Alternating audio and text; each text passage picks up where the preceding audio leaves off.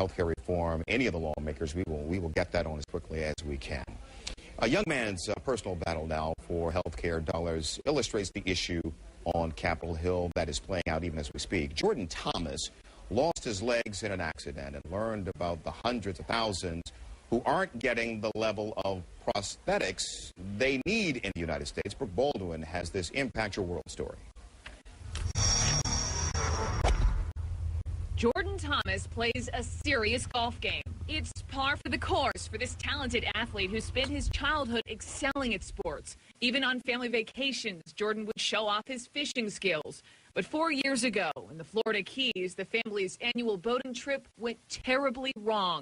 Just hours after these photos were taken, Jordan jumped in the ocean to test the waters. A wake pushed me behind the boat, and I remember just being underneath the boat and hearing the motor go. And I knew immediately what had happened. I looked down and my black fins were gone, and all I saw was just red, just everywhere. The boat's propellers slashing Jordan's legs. His parents, both doctors, had to act fast. They were 5 miles from shore. He had a lot of bleeding, of course, and we had to work quickly to control that. And so perhaps if you didn't have that experience as doctors, knowing how to stop the bleeding or lessen the bleeding, perhaps you would have lost him. Yeah, I think so. In an instant, I was a bilateral balloon amputee. Jordan spent the next 2 weeks in a Miami hospital undergoing multiple surgeries. But while recovering, he visited a wing where children who'd also lost limbs were being treated. But their families couldn't afford expensive prosthetics. I found out that a lot of insurance companies will put a $5,000 cap on your legs, and like I said, mine are $22,000, so $17 grand. What do you do? At only age 16, with his family's help, he started the Jordan Thomas Foundation, helping disadvantaged kids get the prosthetics they need. I decided that I wanted to make something positive out of this negative, horrible, horrible event. The foundation has since raised $350,000, which pays for prosthetics for 3 children. One of them, 6-year-old Noah Parton. Doctors had to amputate Noah's right leg when he was just 3 weeks old because of a condition stemming from a heart defect. His parents' primary insurance funded his first prosthetic leg, but it had no knee. Just a standard leg. It doesn't do anything.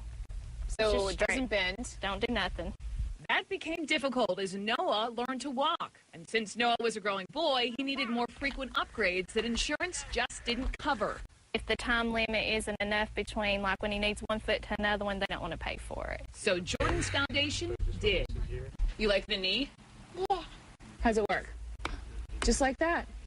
Yeah, and you can do this. Watch. Wow. This issue has garnered national attention. In May, New Jersey Congressman Robert Andrews introduced the Prosthetics and Orthotics Parity Bill. What I think they ought to cover is the same percentage of the cost that they would for a knee operation or a heart operation. If you've got a deductible of $500 and they pay the rest, that's what they should do for a prosthetic device. As for Jordan, the only time you'll ever hear him mention the word handicap is on the golf course. These days, through his foundation, he is driving home the message that anything is possible. Helping these kids and seeing that, it just motivates you to you just want to get more money from people, and you want to help more people and just have that insatiable desire to keep helping people. So it's a good thing.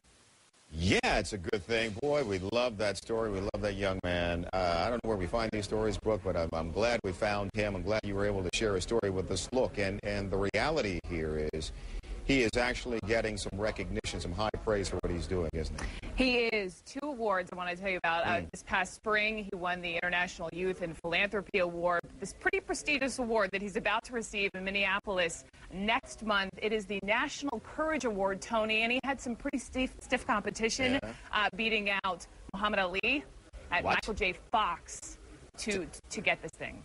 He's 20 years old, keep in mind. Sensation. 20.